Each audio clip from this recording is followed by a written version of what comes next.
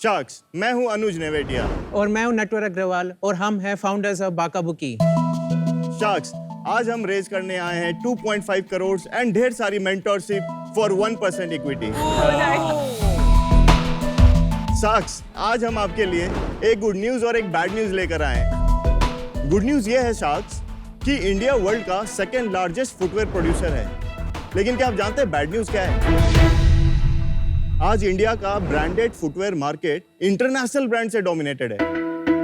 और जब भी बात आती है इंडियन यूथ की, तो उनको कंफर्ट और ड्यूरेबल शूज तो मिल ही जाते हैं, बट उन्हें चाहिए कंफर्ट और ड्यूरेबल शूज के अलावा स्टाइलिश, फैशनेबल और एलिगेंट शूज, जो कि शायद उन्हें इंटरनेशनल ब्रांड में मिल जाए। बट आपको तो पता ही है शार्क, इंटरनेशनल ब्रांड खरीदने से हमारे इंडियन यूथ की जेबें खाली हो जाती हैं। यही प्रॉब्लम हम सॉल्व करते हैं बाका बुकी में।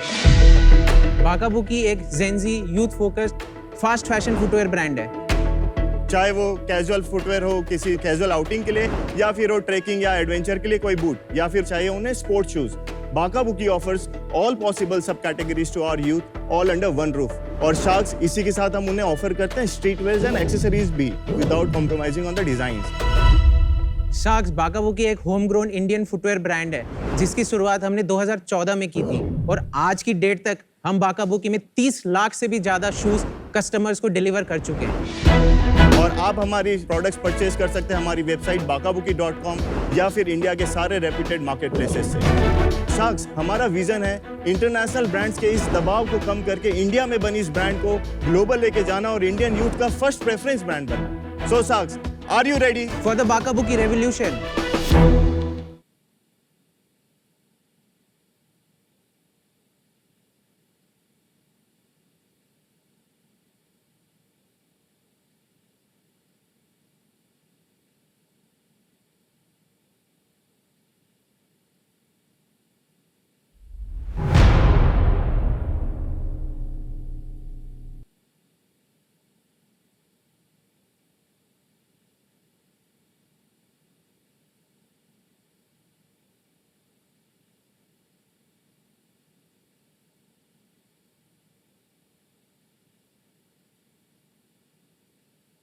Welcome to season 3। Thank you.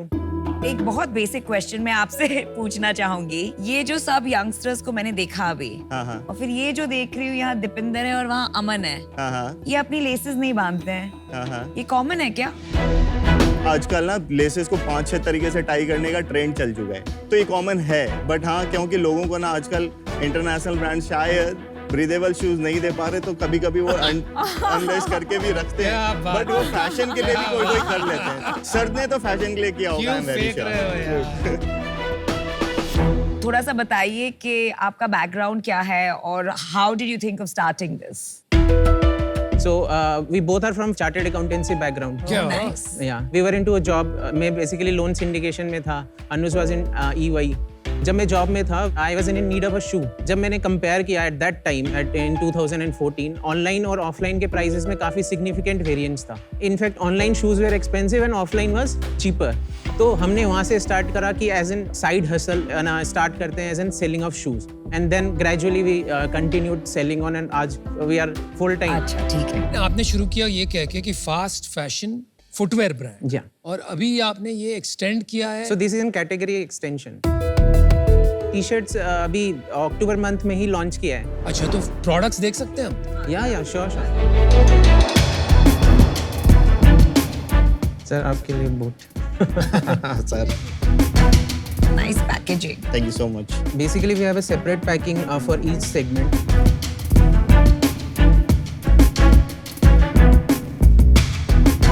Boots में भी हमारे पास 2 कैटेगरी है. One is fashion boot, another is biking and adventure boot.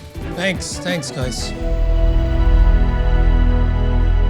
Generally हम शूज कंपनी देखते हैं ना, तो एक स्टाइल लैंग्वेज होता है। नाइकी को आप देखिए तो उसका swoosh साइन है, अडीडास देखिए तो उसके 3 स्ट्राइप्स हैं, तो इट्स इजीली आइडेंटिफाइबल और एक फैशन स्टेटमेंट बन सके। आपके हर शू डिजाइन में अलग अलग डिजाइन है, पता नहीं चलता है ये एक ही कंपनी से आए हुए हैं। तो ये क्या आपने जान करके किया कि इसके बारे में सोचा ही नहीं? बेसिकली हमारी जो ब्रांड लोगो आपको दिख रही है, circle logo, that's an corporate logo. हमारी मेजर 3 कैटेगरीज हैं, स्नीकर्स, बूट्स एंड स्पोर्ट्स।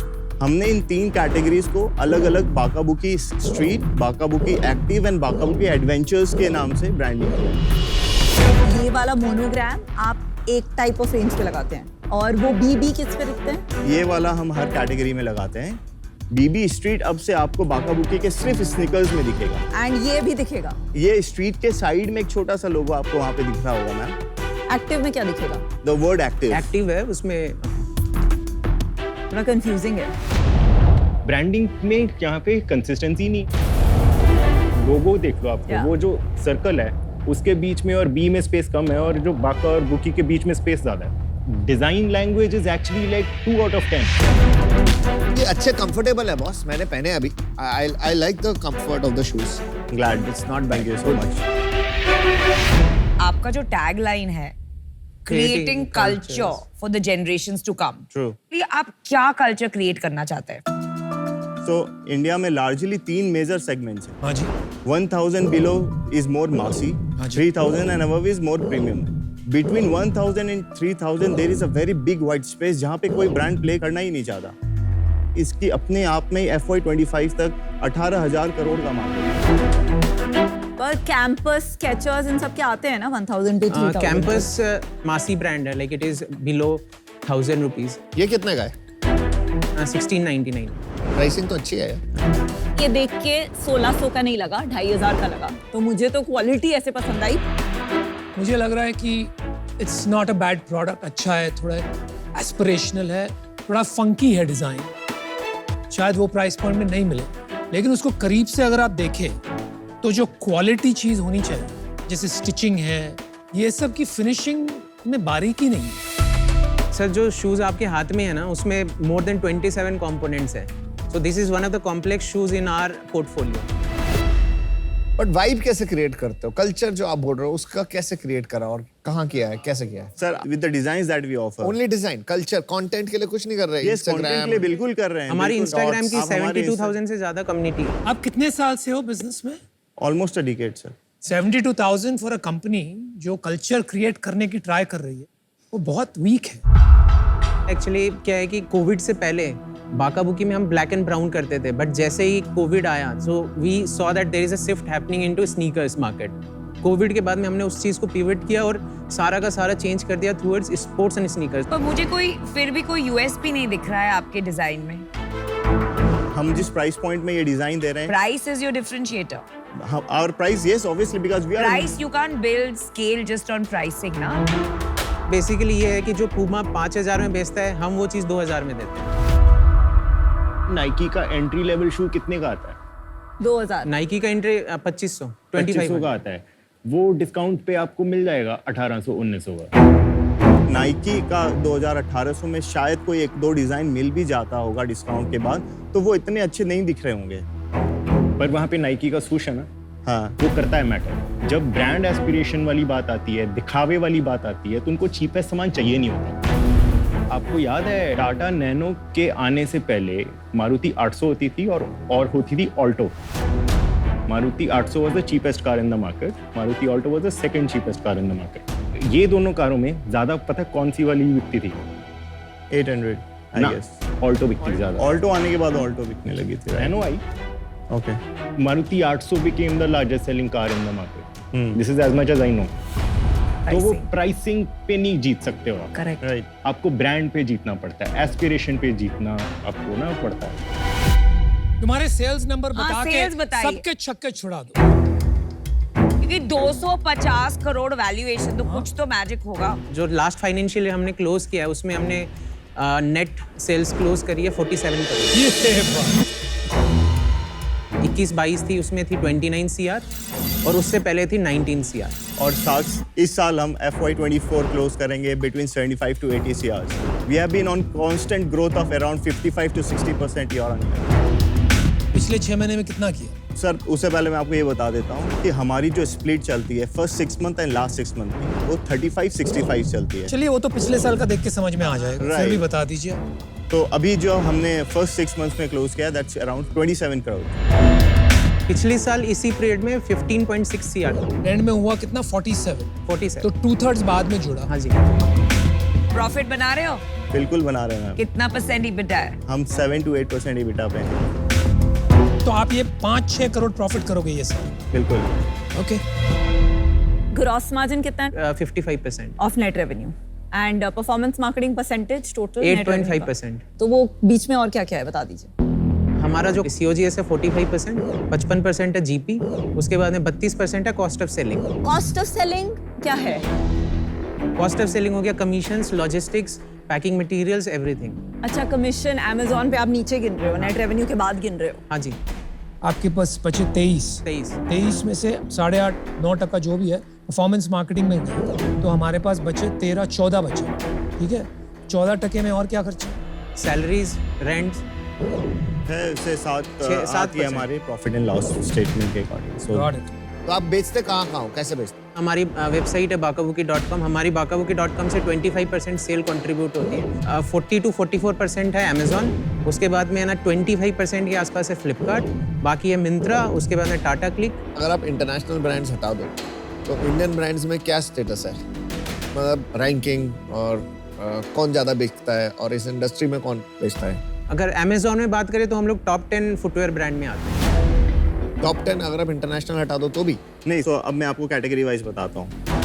हम Amazon, फ्लिपकार्ट और मिंत्रा तीनों में स्ट्रैटेजिक पार्टनर्स हैं उनके।